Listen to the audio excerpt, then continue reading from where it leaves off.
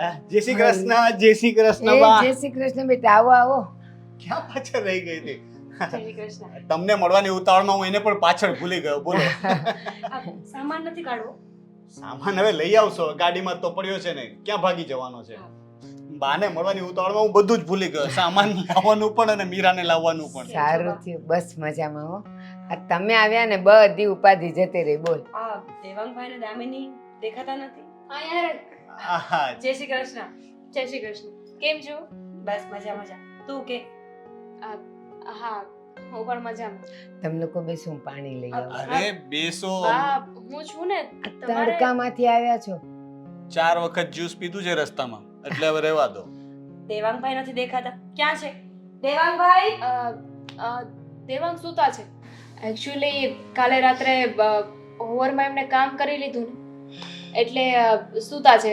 કાલે બહુ વધારે કામ હતું એમને. હા, પણ એકચ્યુઅલમાં એ ફોનમાં બરાબર કહેતો નથી, પણ એ અત્યારે કરે છે શું બિઝનેસમાં? એ કહે છે કે હું બિઝનેસ કરું છું, પણ મને કે વાત નથી કરતો.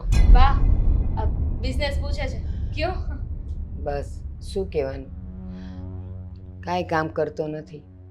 ઘરમાંથી પૈસા લઈ જાય છે ને દારૂ પીવે છે. દારૂ? હા દારૂ પીવે છે? હા. પણ તમે તો મને એવું કહ્યું હતું કે એને છોડી દીધું છે. આપણને હા, છેલ્લે તમે ફોનમાં અત્યાર વાત. સુધી તમે અત્યાર સુધી એમ કહેતા રહ્યા કે એ પીતો નથી, તો આજે આ ક્યાંથી આવ્યું? રોનક, એ નાનો હતો, એને આંચકી આવતી હતી અને ડૉક્ટરે કીધેલું કે એને અડધી અડધી ચમચી દેવાનું, પણ ખબર નહીં હવે અત્યારે એ એટલી મોટી લતે ચડી ગયો છે કે સવારે ઉઠતાની સાથે બાટલો લઈ લે છે. અત્યારે પણ દારૂ પીને જ પડ્યા છે. હું જૂઠું બોલી હતી. હવે સમજાવે એ સમજતો નથી. મને તો આજે લાફો હા? મારી દીધો. હા, શું બોલો છો તમે? હું એને કહેવા ગઈ ને. દેવાંગે તમારા પર હાથ ઉપાડી દીધો? હા, તમારે લોકોએ અમને આટલી બધી વાત બની ગઈ તો કંઈક તો વાત કરવી જોઈએ ને કે દેવાંગને દારૂ પીવાની આદત નથી છૂટી, તો કેવું તો જોઈએ ને. શું વાત કરી?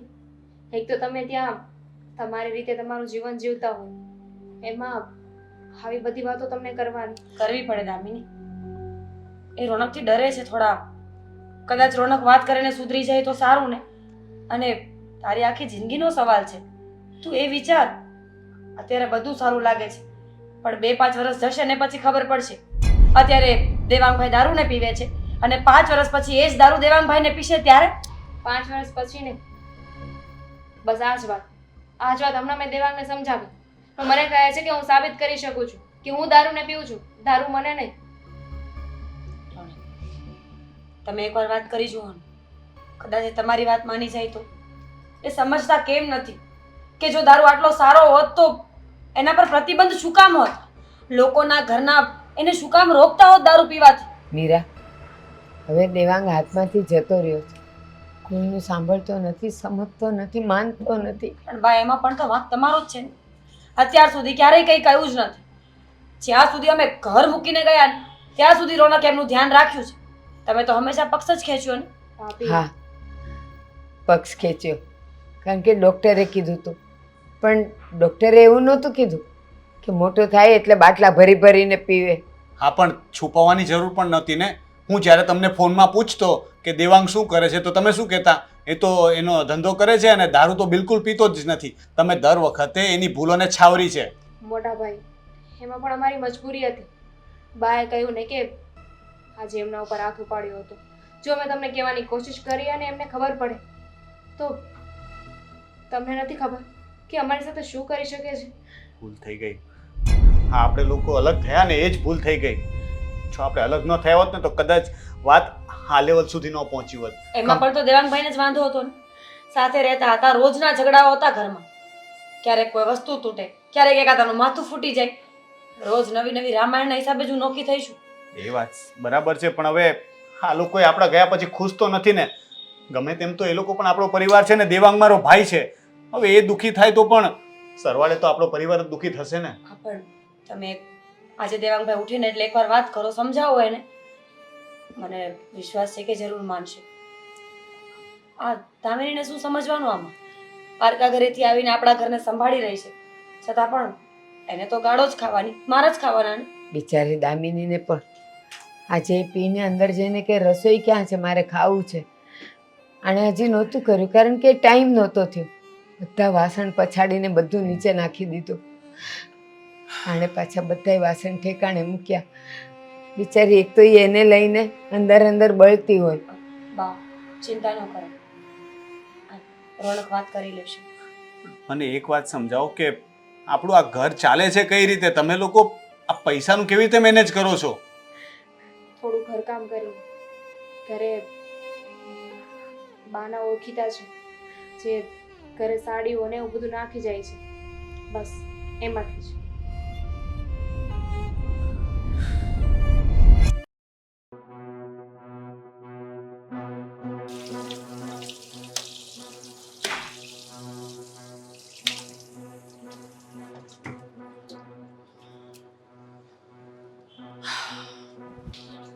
સીધા ઊભા તો રહેવાતું નથી, તો પછી શું કામ ને આટલું પીવે છે?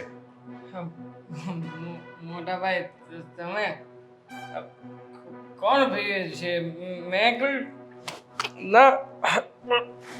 પીધું નથી. આ તારું ડાચું જોઈને ખબર પડી જાય છે.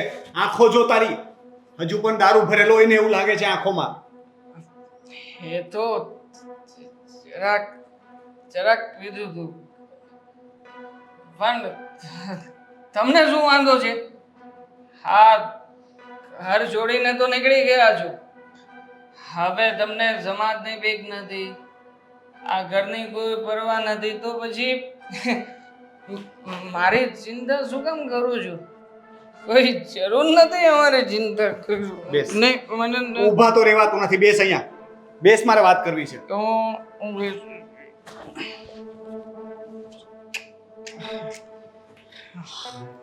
બોલો, શું કેવું છે? દેવાંગ, આ બધું શું છે મારા ભાઈ? શું છે મતલબ જે દેખાય છે એ છે. આ તમને જે દેખાણું એકદમ સાચું છે. એટલે તને લાગે છે કે તું જે કરી રહ્યો છે એ યોગ્ય છે? તારો નહીં તો કમસે કમ આ દામિનીનો, બાનો, એ લોકોનો તો વિચાર કર. અમારા ગયા પછી તો જાણે તને છૂટો દોર મળી ગયો, જે મન ફાવે એમ કરવાનું, હે ને? તો હા, એ લોકો ક્યારે મારો વિચાર કરે છે? આ જુઓ ને, તમે પણ ક્યારેય મારો વિચાર કર્યો હતો? વિચાર કર્યો હોત તો ક્યારેય જુદા ન થાત ને. આ મારી ભાભી આવી છે, એની જડામણીમાં આવીને જ નોખા થઈ ગયા હતા ને. ખબર છે, બધી વાતની ખબર છે મને. તારી સાથે કોઈ વસ્તુ પર મગજમારી કરવાનો કોઈ મતલબ જ નથી, કારણ કે અત્યારે તું ભાનમાં તો છે નહીં. શું કામને મગજમારી કરો છો બધા? ભાઈ છું ને, બોલાઈ જાય છે. ભાઈ છું ને, એ પણ મોટો. ચિંતા થાય છે તારી. ક્યાંથી ભાઈ છે મારો તું? શેનો ભાઈ ને કયો ભાઈ? હા, આ 2 વર્ષ થયા જોડીને ગયો છે. તારે ને મારે કોઈ સંબંધ નથી. અચ્છા કોઈ ભાઈ નથી મારો. અચ્છા, કોઈ ભાઈ નથી મારો દુનિયામાં, કોઈ ભાઈ. ઘર છોડીને ગયો એટલે સંબંધો પૂરા થઈ ગયા? ભલા છોડ. હવે હું તારો મોટો ભાઈ પણ નથી. મારા માટે કોઈ નથી મારું. મારા માટે એક જ સંબંધ છે ને, એ છે મારી બાટલી. હા, જ્યારે મારો મગજ ભરે એક બાટલીનો વેક મારી લો એટલે બાટલી મારી, હું બાટલીનો, બંને સાથે. અને તારું મગજ ઠેકાણે ક્યારે હોય છે અને ક્યારે નથી પીતો એ કહીશ? 24 કલાક પીધા વગરની શરૂઆત. ફ્રીજ નહીં ખોલતા, ફ્રીજમાં 2 બોટલ છે. તું ઘરે પણ લાવવા માંડ્યો? છૂટ છે મને, બાએ કીધું તું ઘેરે લાવીને પીવાની છૂટ છે. હું બધો દારૂ હમણાં જ ફેંકી દઉં છું. ક્યાંથી ફેંકતા ક્યાંથી? મફત નથી આવતું. આ છોડ દેવાંગ. હું પાછી ચોરી કરીને પાછો દારૂ લાવીશ. ચોરી? પાછા 5000 રૂપિયાની ચોરી કરવી પડશે. કોઈનો મોબાઈલ આમ હાથ નાખી લેવું પડશે, મોબાઈલ વેચવો પડશે અને પછી બોટલ આવશે. હવે તે ચોરી કરવાની પણ શરૂ કરી દીધી? ઘરમાં બધાને ખબર છે આ વાતની? તો કોણ આપે મને પૈસા? ઘરમાંથી કોઈ મને 1 રૂપિયો નથી આપતું. આ દારૂ પીવાના પૈસા બંધો જાતે જ બનાવે.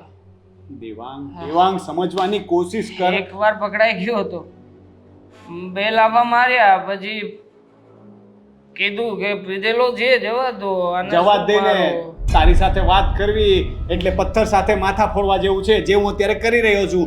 ખબર નહીં મને શું ભૂત સવાર થયું કે હું તારી સાથે વાત કરવા આવ્યો. આ પેટમાં બળે છે ને એટલે તારા કરતાં વધારે મને બા અને દામિનીની દયા આવે છે એટલે તારી સાથે વાત કરવા ઊભો રહ્યો. બાકી મને તારી સાથે વાત કરવામાં સહેજે રસ નથી. તું જાણે આ જઈને બાની મારી પત્નીની બંનેની આરતી ઉતાર, એની પાસે બેસ જા. મારી પાસે ખોટો ટાઈમ પાસ નહીં કર. અહીંયા આમ જ રહેશે, કોઈ ફરક નહીં પડે, ક્યારેય નહીં. સાચી વાત છે. આખો બોટલ ફી છું, આખો, જરાય ઓછું નહીં. અમે અત્યારે તારી સાથે વાત કરવાનો કોઈ મતલબ તો છે નહીં. તને કંઈ યાદ તો રહેવાનું છે નહીં. કોઈ વાત કરે કે ના કરે, લાઈટ સાથે વાત કરી. લાઈટ જો ચાલો, લાઈટ સાથે શું વાત કરવી? કાંડો થોડો જો, દારૂ પીવું છું. બહુ જઈશ.